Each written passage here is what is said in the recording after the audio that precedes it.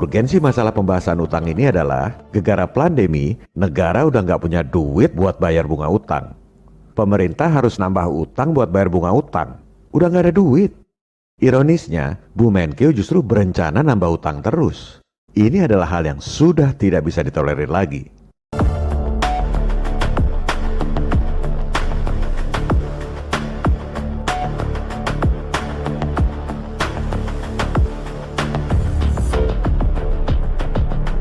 Oleh sebab itu, mentalitas hobi ngutang asing ini harus dibasmi. Kita bukan bangsa kacung yang miskin dan bodoh.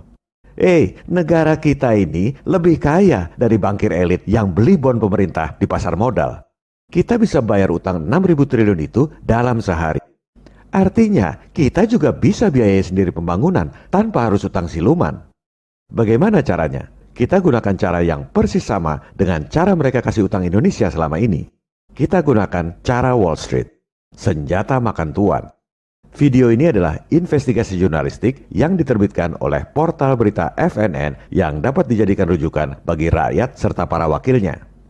Konten dibuat berdasarkan praktek, pengalaman, dan jaringan selama puluhan tahun di dunia pendanaan internasional dan financial engineering, serta menggunakan data-data kredibel yang dapat dipertanggungjawabkan. Untuk bayar utang 6.000 triliun dalam sehari ini, diperlukan konspirasi atau kerjasama yang baik dalam satu visi antara 3 lembaga tinggi negara, Presiden, Gubernur BI, dan DPR. Kriterianya adalah harus dilakukan dengan cara dan instrumen yang bisa diterima oleh perbankan internasional, yaitu si pemberi utang. Kedua, diaudit oleh kantor akuntan publik paling top di dunia pun, hasilnya pasti wajar tanpa pengecualian. Skema ini baru bisa jalan kalau ada political will dari pemerintah dan DPR untuk memerdekakan rakyat dari lingkaran setan utang siluman. Begini caranya. Langkah pertama, pemerintah terbitkan bond sejumlah utang yang mau dibayar. Jangan cuma bayar 6.000 triliun, si pemberi utang mana mau. Supaya mau dilunasi, kasih margin dong. Cuan buat pemberi utang yang sekarang pegang bond. Misalnya, kasih margin 20% supaya mau dilunasi. Jadi, sebagai contoh, bondnya sejumlah 7.200 triliun.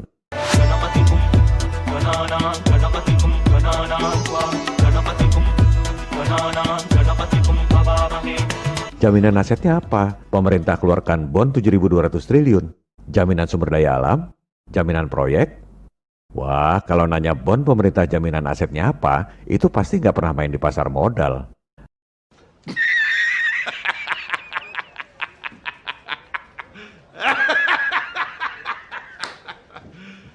You serious?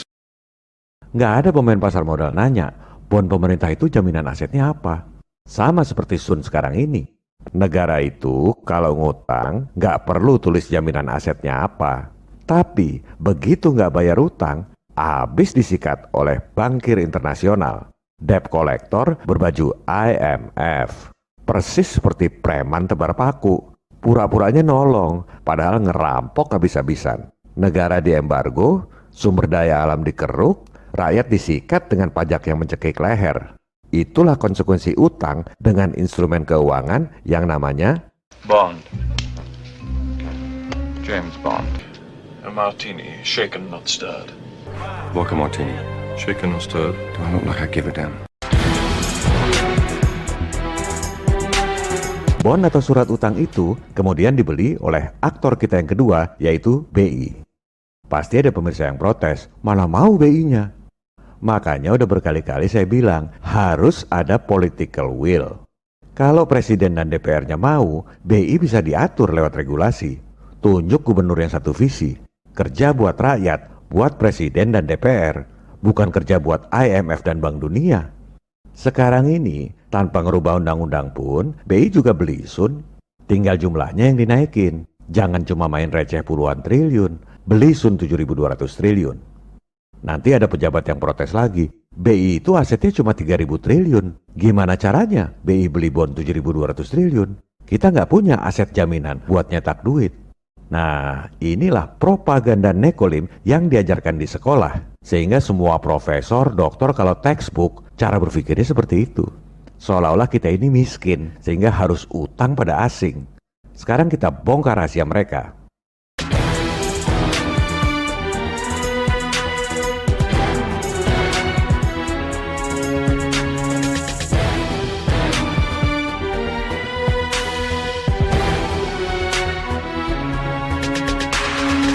Langkah kedua, bond pemerintah 7.200 triliun itu dibukukan pada aset.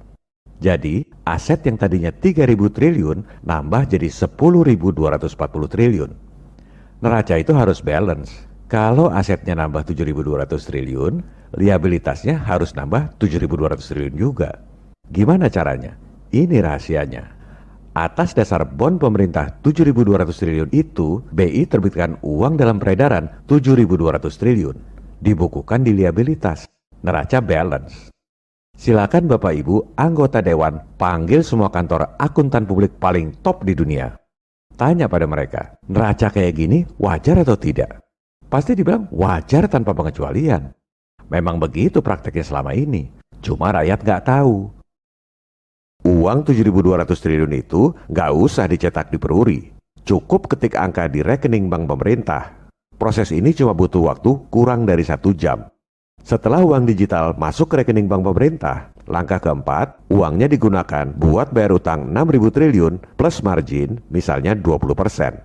Maka lunaslah utang dalam waktu sehari. Si pemberi utang juga happy.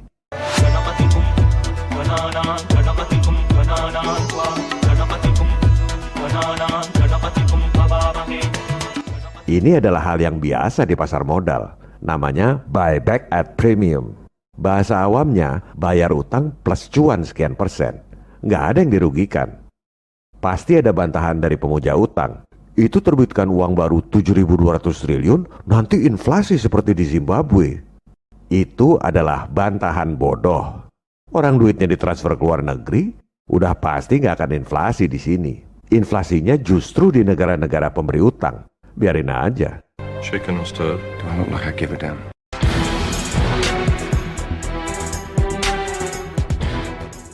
Kita lanjutkan.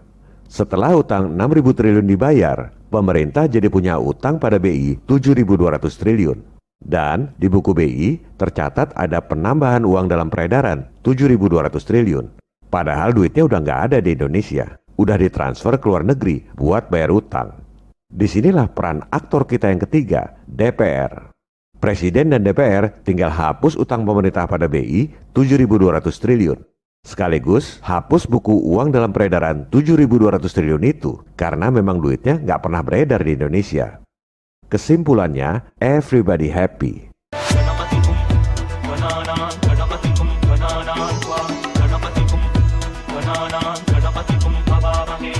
Pemberi utang happy karena dapat cuan. Pemerintah happy nggak usah pusing nambah utang tiap tahun buat bayar bunga utang. Penyebab defisit anggaran yang sesungguhnya, pemborosan anggaran terbesar yang paling rutin adalah bayar bunga utang siluman ini. Kalau negara nggak harus bayar bunga utang 377 triliun tiap tahun, maka tiap tahun Pak Jokowi bisa bikin 6 proyek kereta api cepat tanpa utang pada asing. Mau pindah ibu kota juga bisa kita lakukan dalam 2 tahun tanpa utang.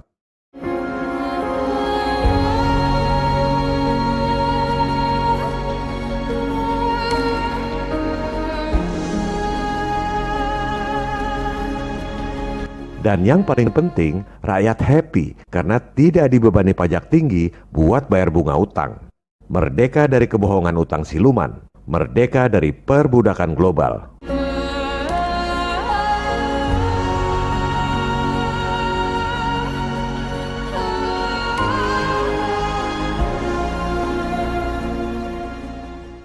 Apakah beli dolar 7.200 triliun itu nggak depresiasi? Ini baru pertanyaan yang benar. Pasti depresiasi kalau beli dolarnya lama. Makanya beli dolarnya harus dilakukan dalam sehari. Jadi bayar utang ini bukan bisa dilakukan dalam sehari, tapi harus dilakukan dalam sehari. Karena kalau beli dolarnya lebih dari 2 hari, rupiahnya keburu disikat spekulan. Ibarat perang gerilya, jangan diumumkan dong. Diam-diam aja. Seperti Amerika dulu bikin proyek bom atom di tengah kota, kawasan elit Manhattan, New York. Orang pura-pura nggak tahu aja, jangan gembar-gembor. Kita butuh aksi nyata, bukan polemik. Dan beli dolarnya sebenarnya nggak usah 7.200 triliun. BI itu simpanan dolarnya ada 2.200 triliun lebih. Tuker aja. Duit dolar yang sekarang dimiliki BI buat bayar utang. Duit 2.200 triliun yang tadi dikasih ke BI. Nggak perlu beli dolar 2.200 triliun. Itu baru simpanan BI, belum simpanan bank-bank lain di Indonesia, juga simpanan pemerintah dalam dolar. Katanya Pak Jokowi punya data simpanan uang kita 11.000 triliun terbanyak di luar negeri. Pasti dalam falas. Tuker aja dengan sisa 5.000 triliun. Selesai. Nggak perlu beli dolar, nggak ada depresiasi.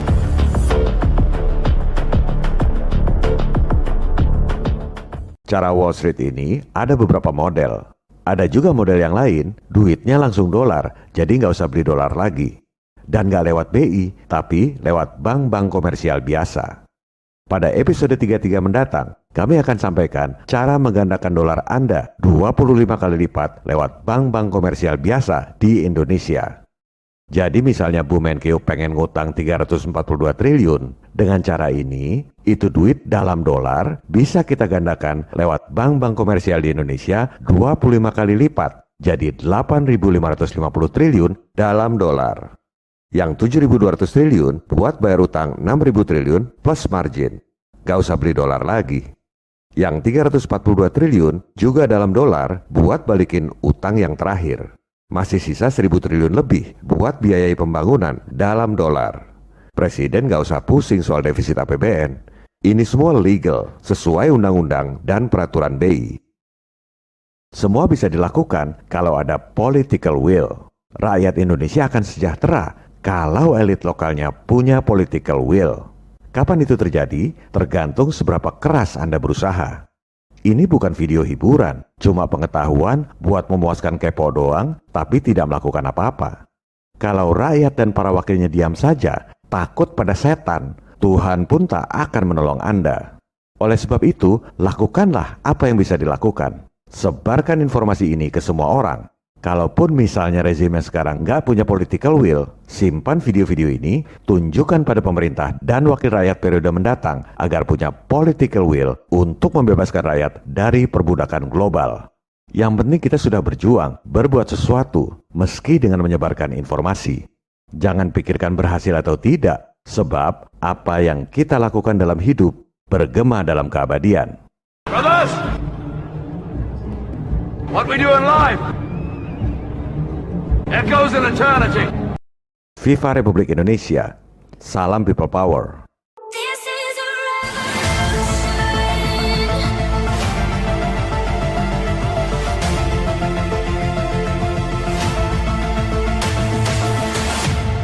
This is a revolution. Revolusimu belum selesai. Jangan berhenti.